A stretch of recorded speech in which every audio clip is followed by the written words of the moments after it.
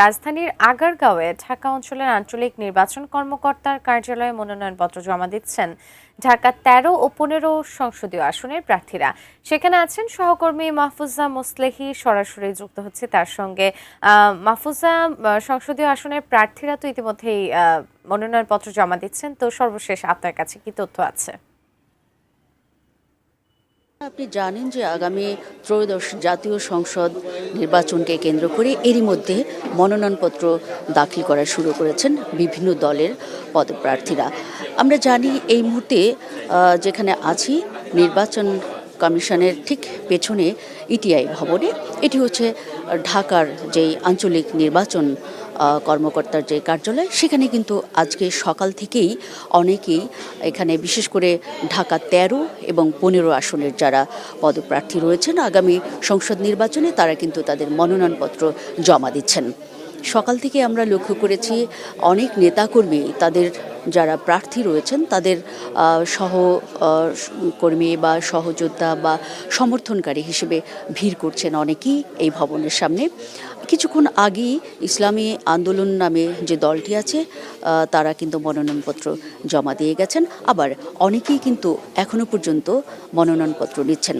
যিনি ঢাকার আঞ্চলিক নির্বাচন কর্মকর্তা ইউনুস সাহেব, তিনি জানিয়েছেন কিছুক্ষণ আগেই আমাকে যে এই পর্যন্ত মোট 3টি মনোনয়নপত্র জমা হয়েছে এবং মোট 31টি মনোনয়নপত্র এখান থেকে নেওয়া হয়েছে। আজ কিছুক্ষণের মধ্যেই আসবেন এখানে বিএনপির যিনি মনোনীত প্রার্থী ঢাকা ১৩ আসনের ববি হাজ্জাজ। তার আসার কথা ছিল 10:30টার পরপরই। আমি ফোনে তার সঙ্গে কথা বললাম, তিনি আসতে দেরি করছেন। অনিবার্য কারণেই আসলে 10:30টায় তিনি আসতে পারেননি, আসবেন কিছুক্ষণের মধ্যেই। নায়াসিনামাইড ও স্যালিসাইলিক সমৃদ্ধ লিলি ফেস ওয়াশ যা ফেসের ডেড স্কিন সেল দূর করে দেয় দ্বিগুণ ফাস্টার ব্রাইটেনিং। এরকম একটি পরিস্থিতির মধ্যে আমরা দেখছি ঢাকা ১৩ এবং ১৫ সংসদীয় আসনের যারা প্রার্থী রয়েছেন তাদের সমর্থক যারা রয়েছেন তারা যেমন এখানে উৎসুক হয়ে ভিড় করছেন নেতার সঙ্গে মনোনয়নপত্র জমা দেওয়ার জন্য, প্রার্থীরাও অনেকে ভিড় করছেন।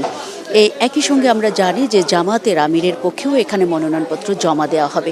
এই মুহূর্তে আপনারা কিন্তু দেখতে পাচ্ছেন যে সামনেই কিন্তু ভিড় করছেন অনেক নেতাকর্মী যারা সমর্থনকারী রয়েছে তারা। ঠিক এই মুহূর্তে আমরা লক্ষ্য করছি যে বিএনপির ঢাকা ১৩ যে মনোনীত প্রার্থী ববি হাজ্জাজ, তিনি কিন্তু ঢুকছেন।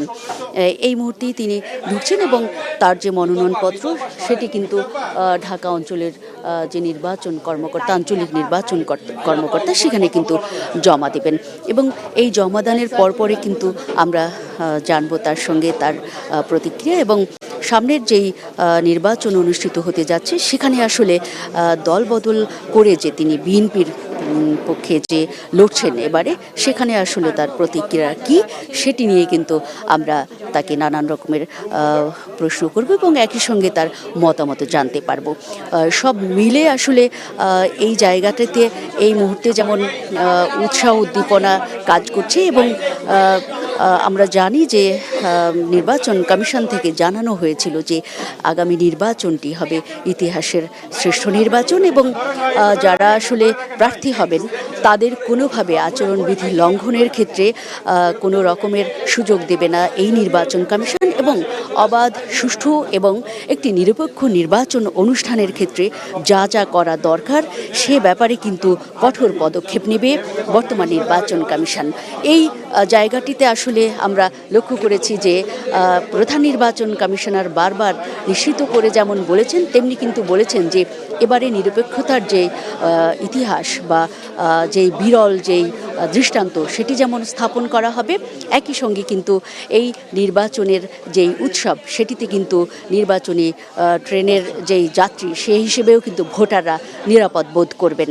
তবে দেখার বিষয় যারা আগামী নির্বাচনে প্রার্থী হচ্ছেন এবং যারা এই রাজনৈতিক দলের নেতাকর্মী রয়েছেন তারা নির্বাচন কমিশনের যেই নির্বাচনী ট্রেন বা ট্রাক সেটিতে আসলে তারা সহযোগী হিসেবে কতটা ভূমিকা পালন করছেন। একই সঙ্গে দেখার বিষয় এই ট্রাক বা ট্রেনে করে আসলে যাত্রী হিসেবে ভোটাররা যখন জার্নি করবেন ভোটের মাঠ পর্যন্ত তারা কতটা নিরাপদ বোধ করছেন এই এবারকার নির্বাচন কমিশনের যেই ভোটের মাঠের ট্রেন বা ভোটের মাঠের ট্রাক। জি, এই ছিল সুজানা আমার কাছে।